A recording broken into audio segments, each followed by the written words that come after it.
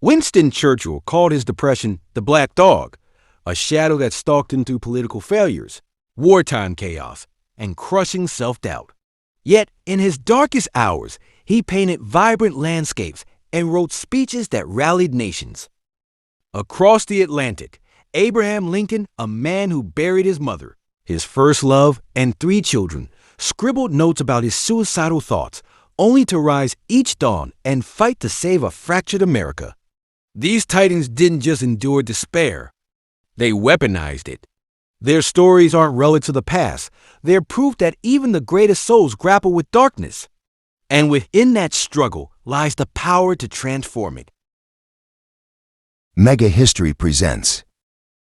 Depression today is often labeled a modern epidemic, but history tells a grimmer truth. Suffering is timeless. Lincoln's letters confess a loneliness that mirrors today's isolation.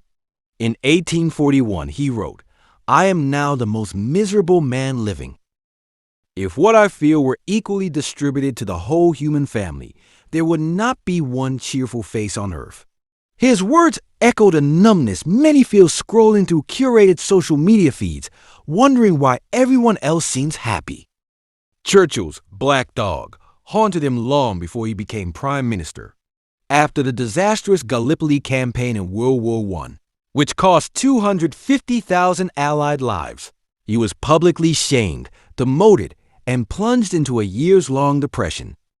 He later admitted, "I thought I would die of grief." Yet, he clawed his way back, not with modern therapy or pills, but by painting, writing, and clinging to a sense of duty. Consider Virginia Woolf, who battled voices telling her she was worthless. In her diaries, she described depression as a physical pain, a sort of shivering, frozen, humiliating agony.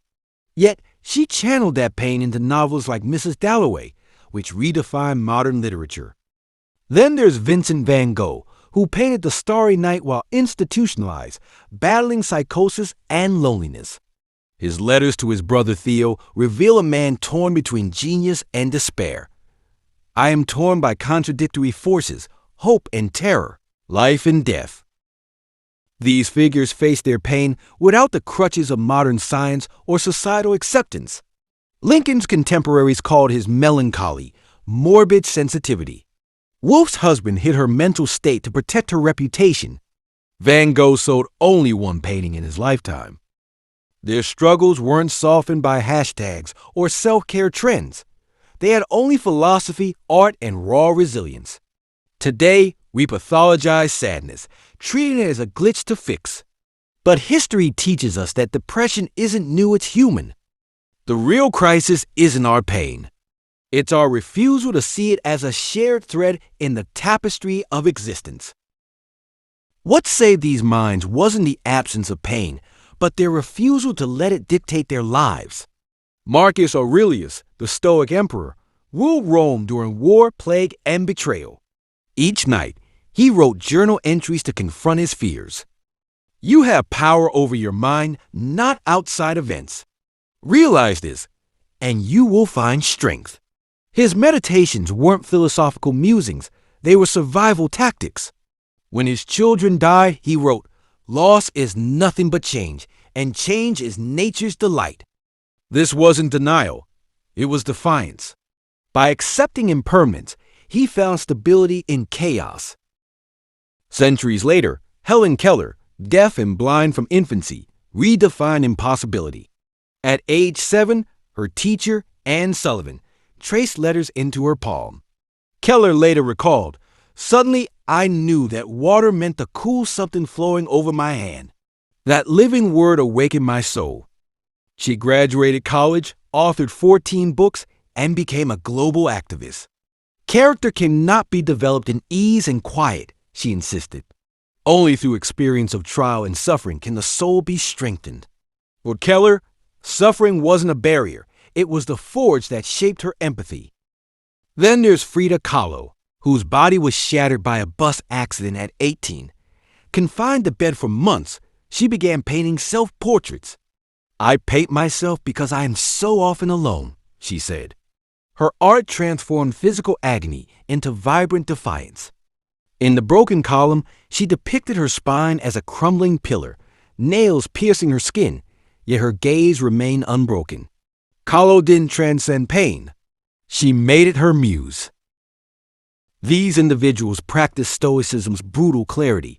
Accept what you cannot change. Focus on what you can. Lincoln channeled his grief into preserving the Union, writing, "I am driven to my knees by the overwhelming conviction I have nowhere else to go." Woolf used her fragility to dissect the human psyche in prose. Their secret? Treating pain not as an enemy, but as a collaborator. Suffering became the raw material for resilience, creativity, and purpose. History survivors left behind more than inspiration. They left blueprints. Start with journaling like Marcus Aurelius. His meditations were unfiltered dialogues with himself. Try this. Each morning, write one fear and one action to counter it. Example: I'm overwhelmed by deadlines. Today, I'll tackle the most urgent task first. Neuroscience shows journaling reduces anxiety by externalizing chaos, giving the brain a sense of control. Next, borrow Lincoln's humor. During the Civil War, he disarmed critics with wit. When accused of being two-faced, he quipped, "If I had two faces, do you think I wear this one?" Humor doesn't erase pain, but it creates psychological distance. Comedian Tig Notaro, diagnosed with cancer, turned her trauma into a legendary stand-up set.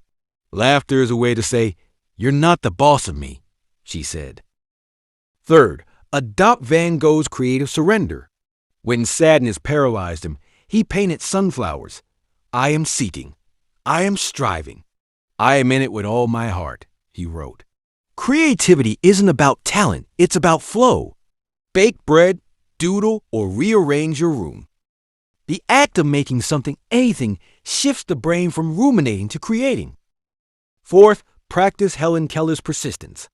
When asked how she learned to speak without hearing, she said, "I tried until failure became routine. Then I tried once more."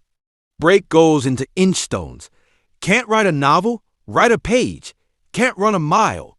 Walk for 10 minutes. Progress isn't speed. It's motion. Finally, channel Frida Kahlo's radical acceptance. She painted her pain without sugarcoating it. Try this. Write a letter to your depression. "Dear Black Dog, today you're here, but you don't get to hold the brush."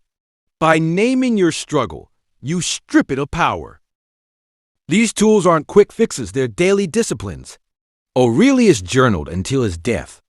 Lincoln cracked jokes through a civil war. Van Gogh painted until his final days. Their lives remind us, resilience isn't a trait you're born with.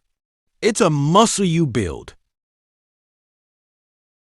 The Stoics believed in amor fati, loving your fate, even when it breaks you. Nietzsche called it finding meaning in suffering. Lincoln, months before his assassination, told a grieving mother, "The memory of your loved one will be a sad, sweet feeling in your heart, of a purer sort than you have known before." He understood that grief and purpose coexist. Imagine Churchill, paintbrush in hand, staring at a blank canvas as bombs fell on London. He chose to create, not crumble. Picture Kahlo, bedridden and in agony, sketching her plaster corset with butterflies, symbols of transformation. These giants whisper across time. Your pain is not unique, but your resilience can be. When the weight feels unbearable, ask, what would Marcus write today? How would Frida paint this feeling? Then take one step. Journal a sentence. Share your struggle with a friend. Create something small and perfect.